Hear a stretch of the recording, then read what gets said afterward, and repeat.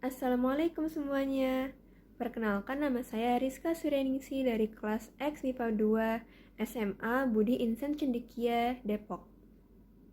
Pada kesempatan kali ini, izinkan saya untuk memaparkan materi mengenai sistem pembagian kekuasaan dan lembaga-lembaga di Indonesia. Mungkin di antara kalian ada yang bertanya-tanya, apa sih pembagian kekuasaan itu?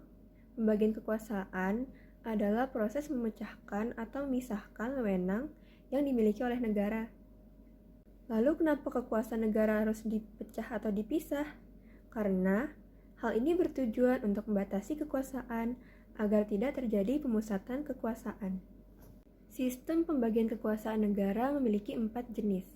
Yang pertama secara vertikal, yang kedua secara horizontal, yang ketiga teori Montesquieu, dan yang keempat, teori John Locke. Yang pertama yaitu secara vertikal atau berdiri. Vertikal artinya dibagi berdasarkan tingkatannya. Contohnya yaitu pemerintahan pusat dan pemerintahan daerah. Lalu yang kedua, secara horizontal. Horizontal artinya dibagi berdasarkan fungsinya. Dalam jenis ini terdapat sistem check and balance. Dalam sistem check and balance ini terdapat 3 lembaga, yaitu legislatif, lembaga yang membuat, lembaga eksekutif, yaitu lembaga yang menjalankan, dan yang ketiga lembaga yudikatif atau lembaga yang mengawasi. Jadi tiap lembaga ini memiliki fungsi yang berbeda. Itulah mengapa sistem check and balance itu dikategorikan ke dalam secara horizontal. Jenis yang ketiga yaitu Montesquieu. Montesquieu ini membagi kekuasaan negara menjadi 3 lembaga, yaitu lembaga legislatif yang membuat, lalu yang kedua lembaga eksekutif yang menjalani, dan yang ketiga lembaga yudikatif yang mengawasi. 3 lembaga ini disebut juga dengan trias politika, seperti yang kita kenal. Jenis yang keempat yaitu John Locke.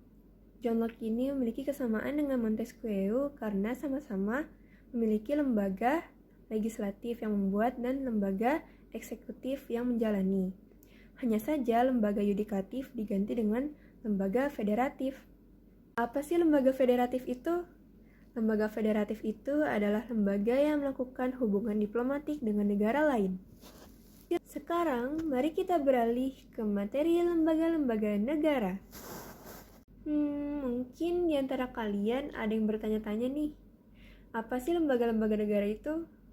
Jadi, lembaga-lembaga negara adalah badan atau organisasi kenegaraan yang dibentuk berdasarkan konstitusi suatu negara.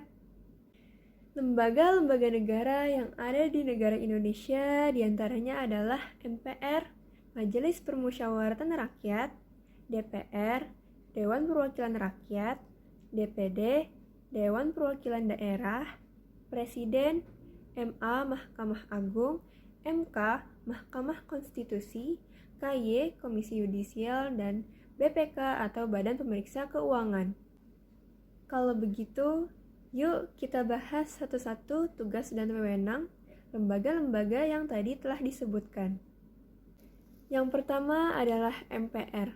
Tugas dan wewenang MPR adalah mengubah dan menetapkan Undang-Undang Dasar, melantik presiden dan wakil presiden, dan memberhentikan presiden dan wakil presiden berdasarkan Undang-Undang Dasar. Yang kedua adalah DPR. DPR memiliki tugas dan wewenang untuk membentuk undang-undang bersama presiden, memberikan persetujuan perang, perdamaian, dan perjanjian dengan negara lain, dan memilih 3 hakim konstitusi. Yang ketiga yaitu DPD. DPD memiliki tugas dan wewenang mengajukan rancangan undang-undang tentang otonomi daerah, membahas rancangan undang-undang tentang otonomi daerah, dan mengawasi pelaksanaan undang-undang tentang otonomi daerah. Yang keempat yaitu Presiden.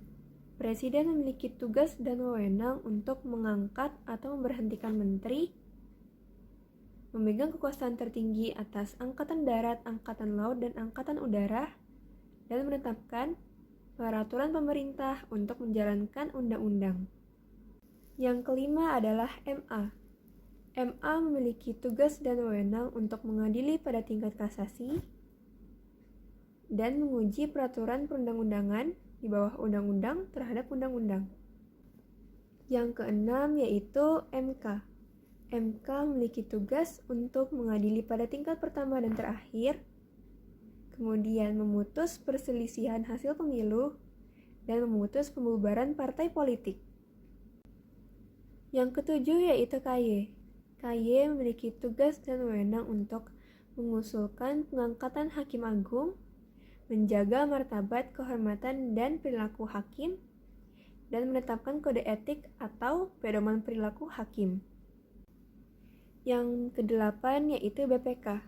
BPK memiliki tugas dan wewenang untuk menetapkan kode etik pemeriksaan keuangan negara, kemudian menetapkan standar pemeriksaan keuangan negara, dan memeriksa pengelolaan keuangan negara. Mungkin cukup sekian pemaparan materi dari saya, kurang lebihnya mohon maaf. Akhir kata saya ucapkan terima kasih. Wassalamualaikum warahmatullahi wabarakatuh.